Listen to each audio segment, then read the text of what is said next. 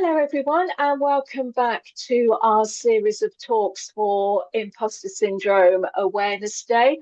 And I'm delighted to be joined by my co-founder, Kim-Adele. And we're going to have a chat today about something that occurred to me and a realization that I'd had quite recently, which was in line with hitting perimenopause and then going through the menopause. I realized that my levels of imposter syndrome and those feelings related to imposter syndrome got a lot worse as I hit the perimenopause and went through the menopause. And I didn't have any of the traditional symptoms. So I didn't have the hot flushes, or the things that you sort of typically associate with menopause. But my levels of imposter syndrome definitely were higher, and the brain fog and the memory issues and everything related to my ADHD felt like it went into hyperdrive mode. That's the only way that I can describe it. So, Kim, I'd love to bring you in on this so that we can have a little bit of a chat about our experiences. How did you find it? Was that something that you It, realized as well? it was like all my insecurities had just had the volume turned up. And I think that's because Yeah, we, we live in this society of compare and despair. We compare ourselves to everybody else's seemingly perfect life and then compare it to the messy reality of our own and find ourselves lacking. And I think as you go through the menopause and perimenopause, you're very conscious of the fact that you are aging, that you perhaps don't yeah, meet the you don't meet the social norms. Everybody's got people have such such an opinion on things that they probably wouldn't have such an opinion on anybody else. I mean, as you know, Lisa, I decided as I was going through that period to just stop dyeing my hair and grow it all out, and I didn't think that was a thing. Just like a wasn't really an issue, but the amount of people that had an opinion on it. They're like, well, why would you do that? Because you've got a young face. And I was like, but my face isn't going to change. I don't understand. And then I realized it was because I didn't fit a social norm. I wasn't trying to follow what everybody else was, which was to try and look as young as you could for as long as you could. Because I was like, yeah, I didn't realize that was important. But then, I did start to, and particularly as a mum, I'll be honest, I really struggled as when Scarlett moved schools, in that I was really conscious that I had her late in life. So she's 8 and I'm 52 this year. Um, and so I started to panic that people wouldn't think I was her mother. They'd think I was a grandmother.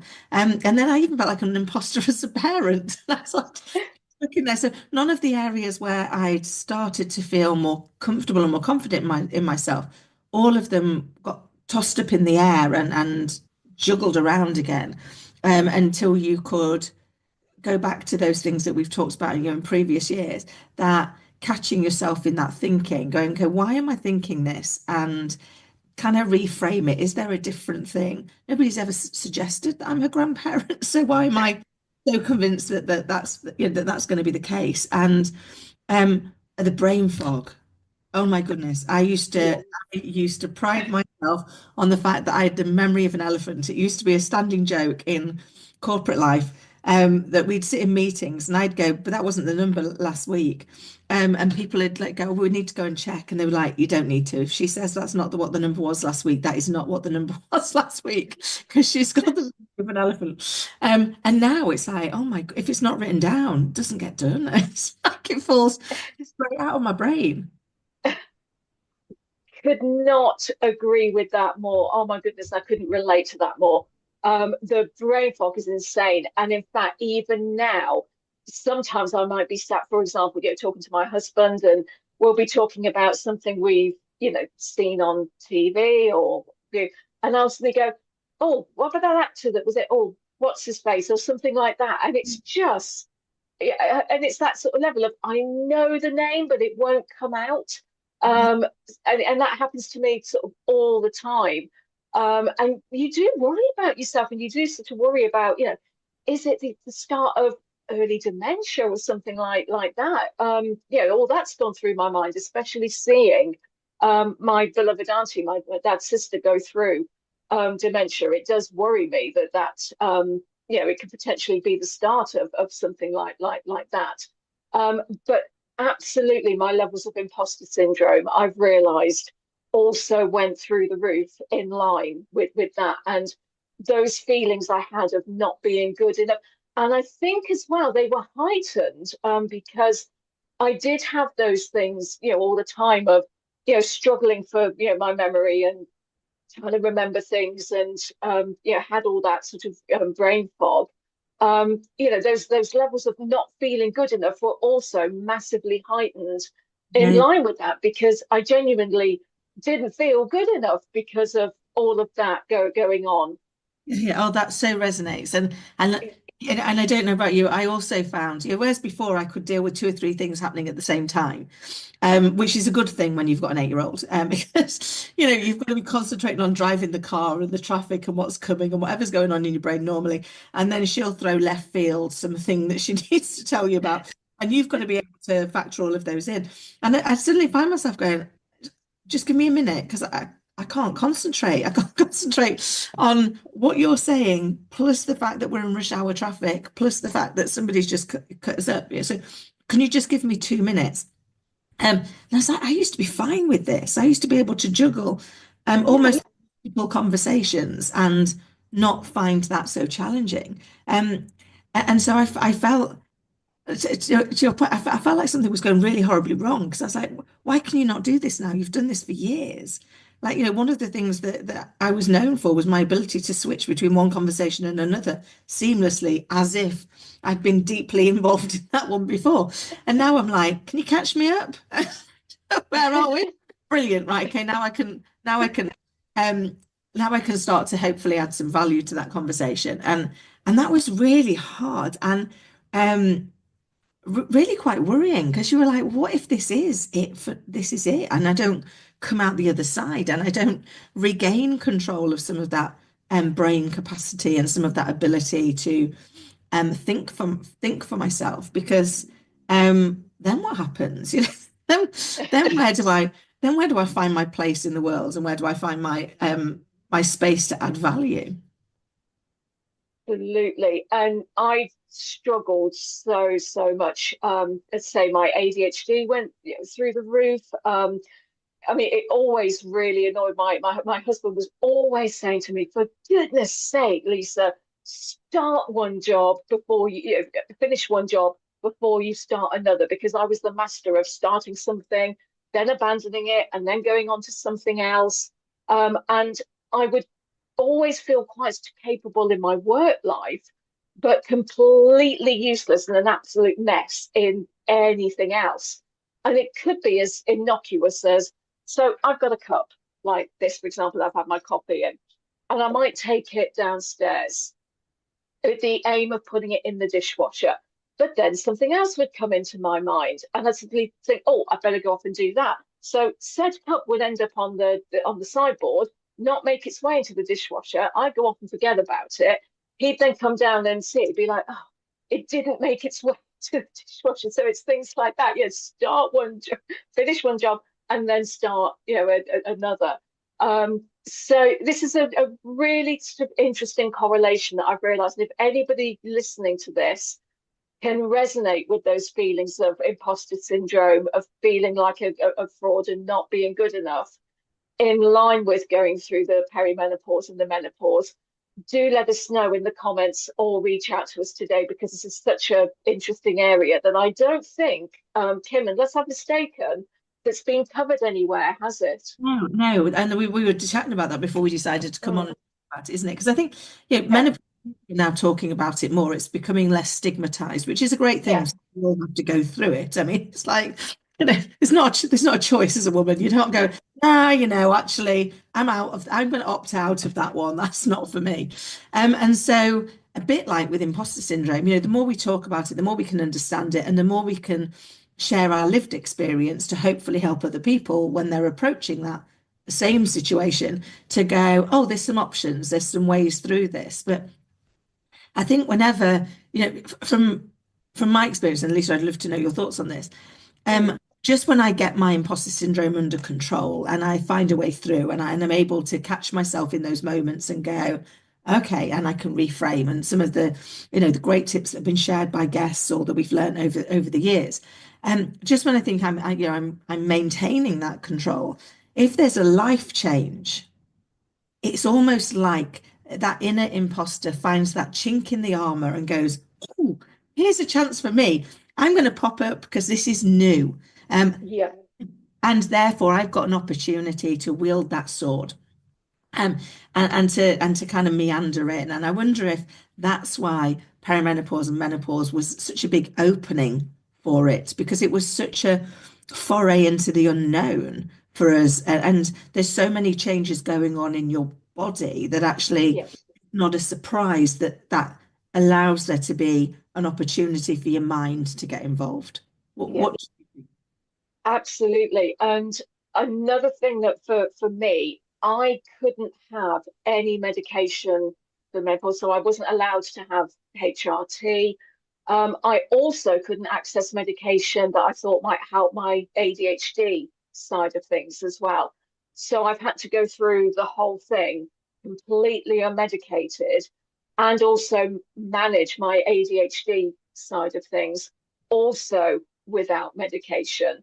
And that's been a huge, challenge because I can't shut off that sort of noise going on in my brain, that sort of that analogy of a million and one internet tabs open at any one time in my brain that's vying for attention.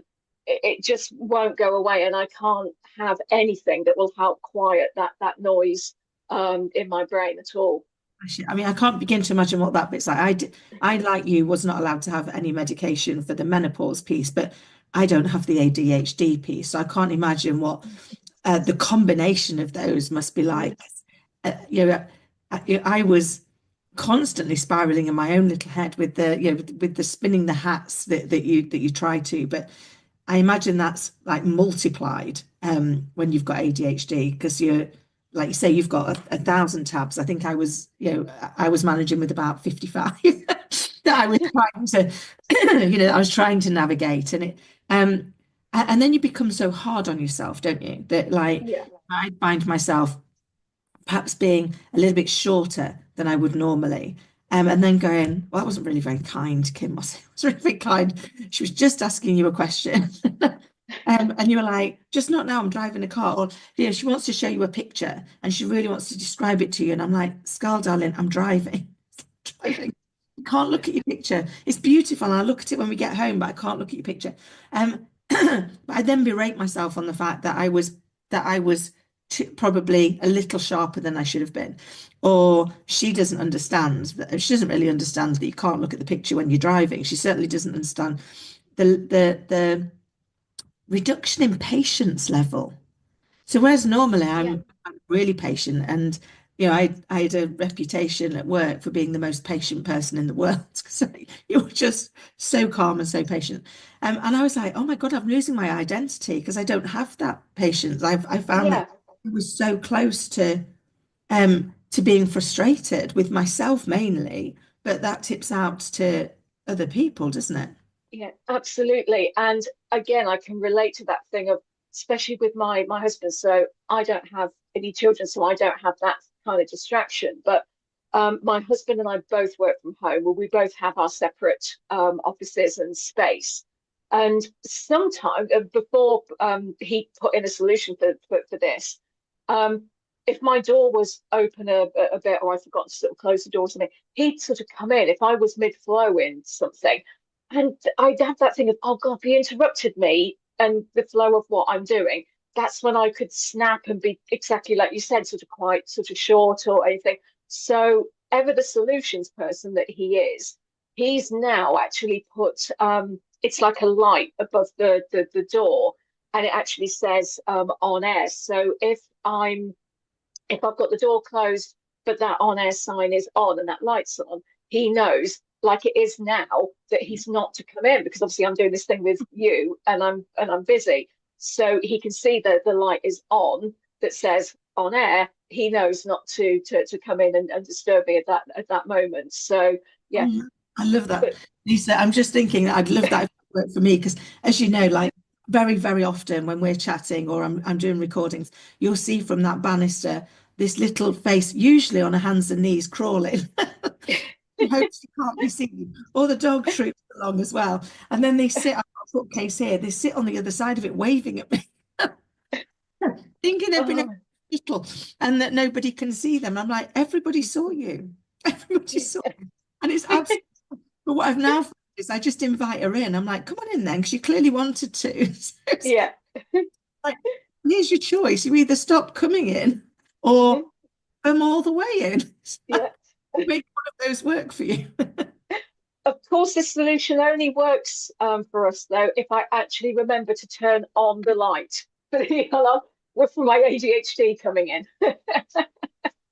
I love that because that's the thing, isn't it? With a lot of these solutions and a lot of the solutions that we find when when we're in the throes of that imposter syndrome is they only work if we implement them, Yeah, yeah, catch ourselves in them. And if we allow ourselves to be in that place that goes, yeah, I sometimes got myself, I'd love to know your thoughts on this, Lisa, where that imposter would come back in and it would start to chunter at me. And instead of going, I know what to do here, I know I need to thank it and acknowledge it for, for being concerned about me, and then looking for, is there other evidence? Is it, which is the one that works for me, it doesn't work for everybody, but it works for me.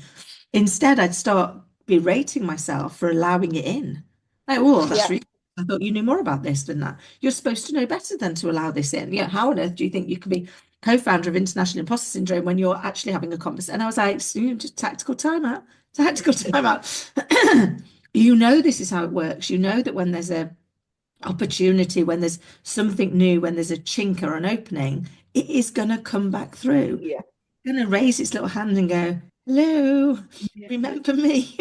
Um, and actually, that's just because it's our inner child trying to keep us safe, but coming from that immature child space. And actually, what we need yeah, to do as the adult say, that's lovely that you care for us, but I've got this now. Me, the adult, yeah, can like move yeah. this.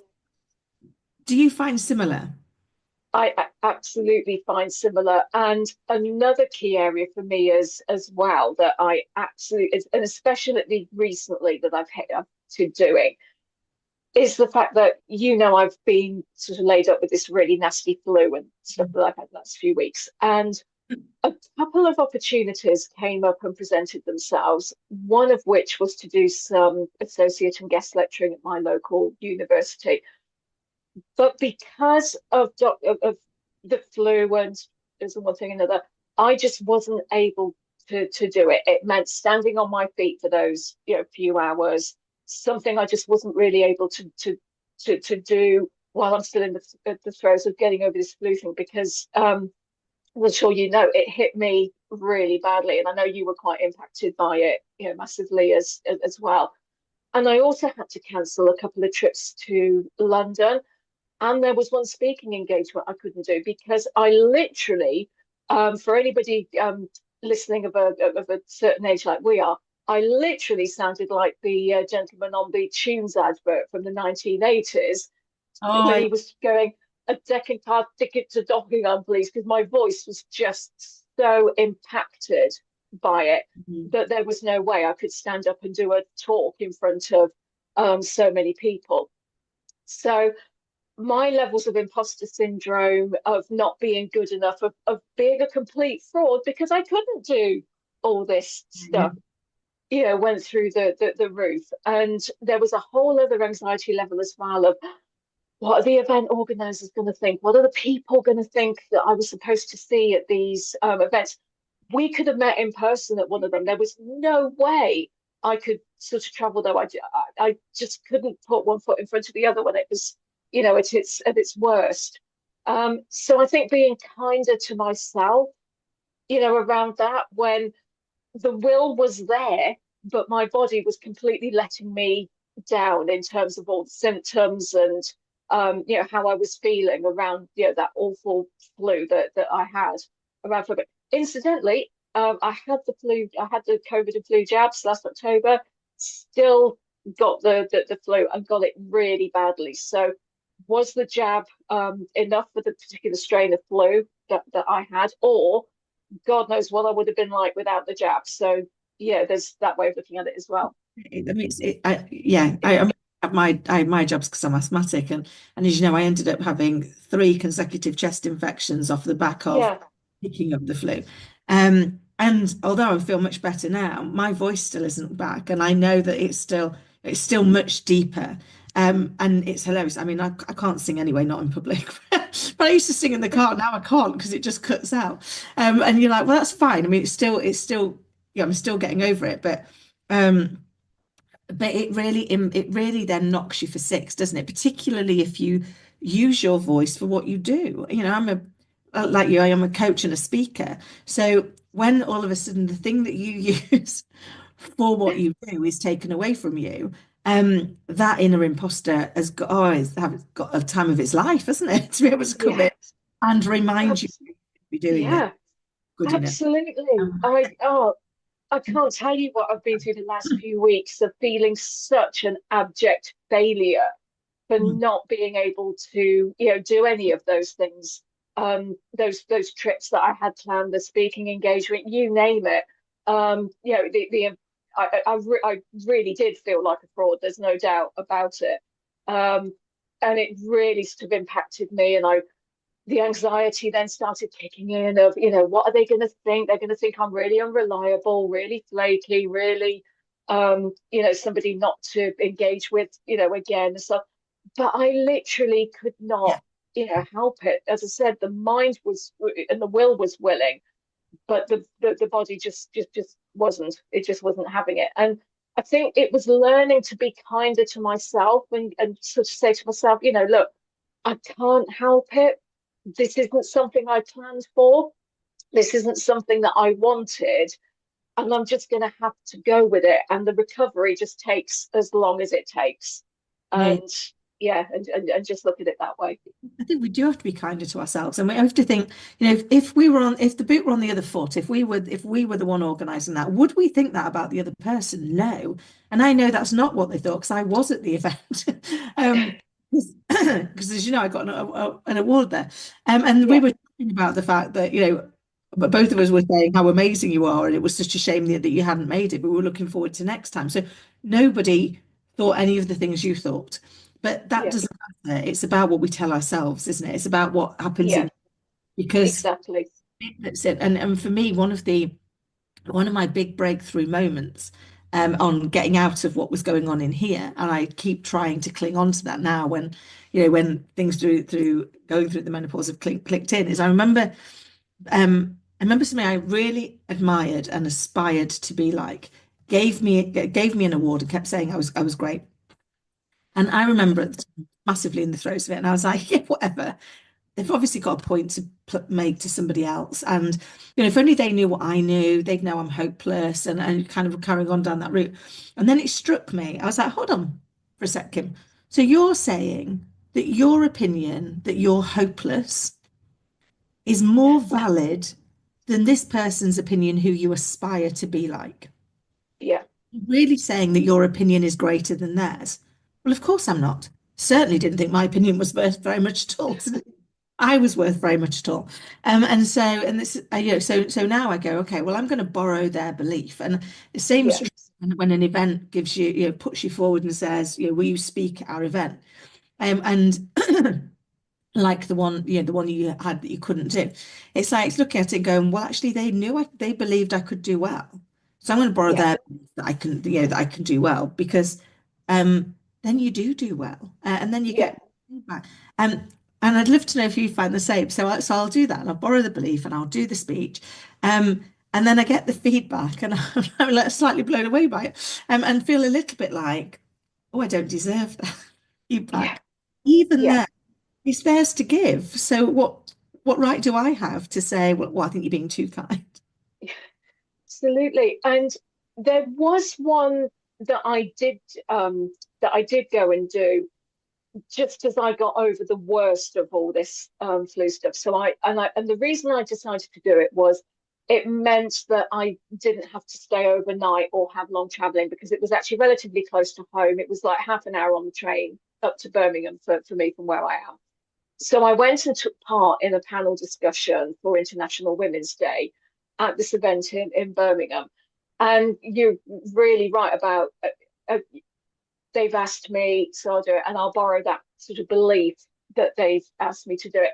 And yeah, the feedback at the end really did make me feel like a huge imposter because it was all such amazing feedback, how much everybody had enjoyed it, how much they'd taken away from some of the things that I was talking about and my experiences and how they could relate. And those levels of imposter syndrome started to go through the roof again with that as well. I was just like, oh yeah, I can't believe they're even thinking, like this. But it's funny as well. Like, we would never talk to somebody else, or at least I'll take it back. I have had people bully and abuse me and say things, like to me that I'm not good enough throughout my entire life. And I think that's where my feelings of imposter syndrome stem from. And they're really ingrained in me now from that. And I have to work hard to try and combat them. But ordinarily, we would never talk to other people in the way that we talk to ourselves, would No. we? And sometimes I stop and think, why do we do this to ourselves? Why do we beat ourselves up? Why do we keep saying to ourselves in our minds, we're frauds, we're not good enough, all those things.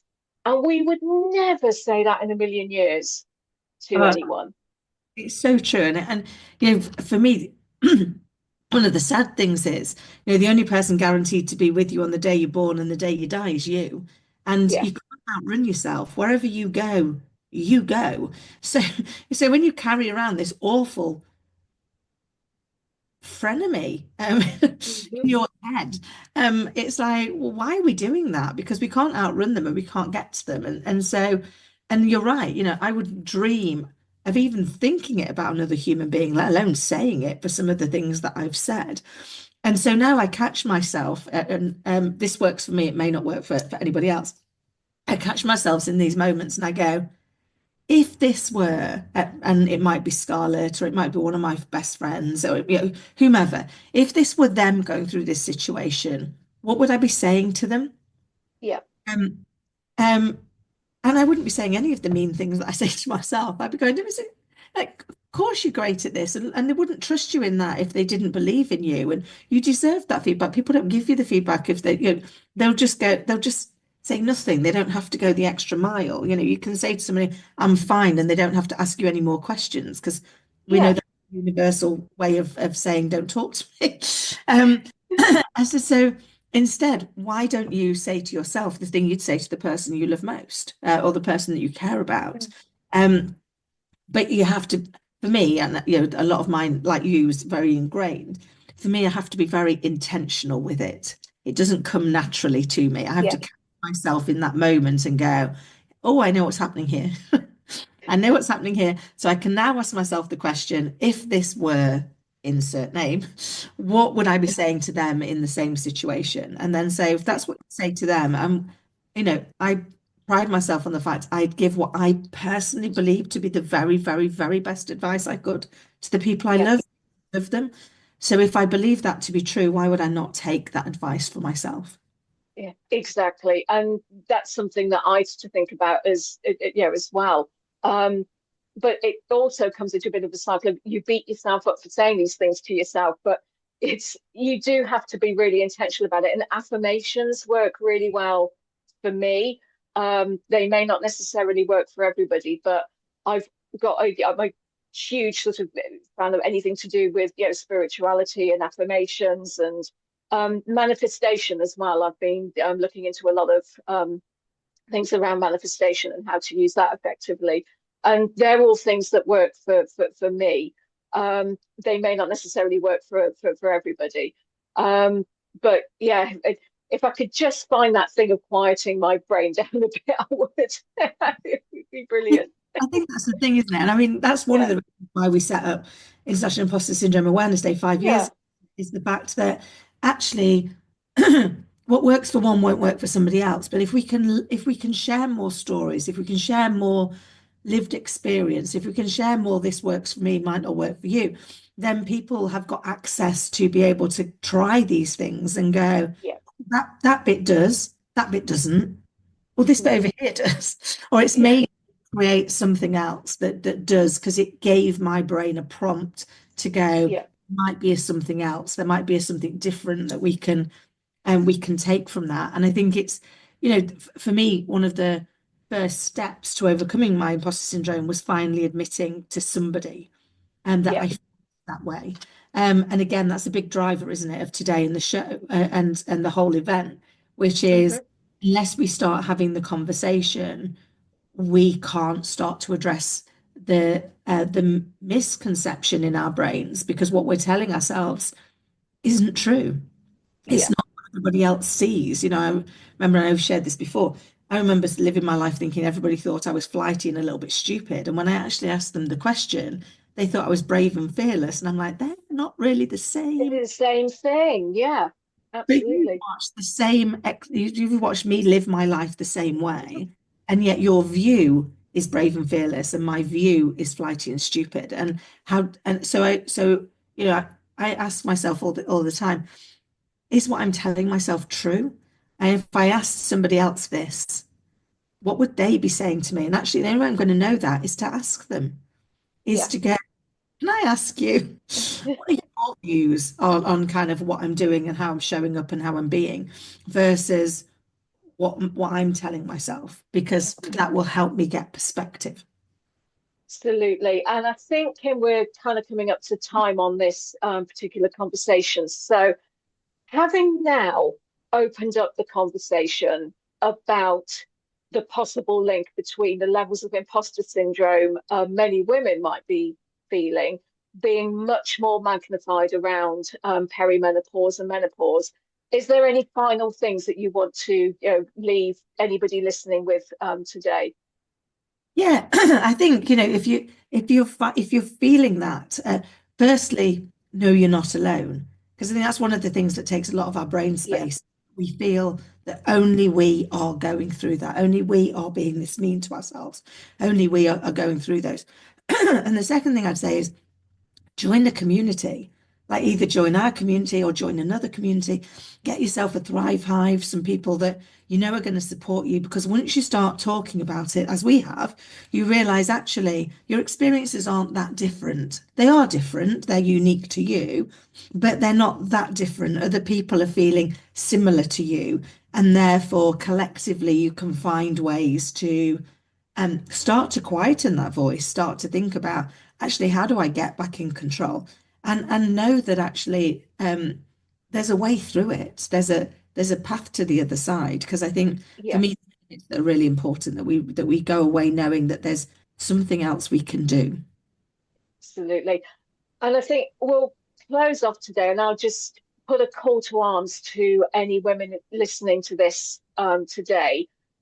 If you've listened to this and you've realized that you are also impacted by higher levels of imposter syndrome around the perimenopause and menopause, get in touch with us for a chat. Let us know. We really want to open up the conversation. And I've seen nothing about this, and I really believe there is a direct link.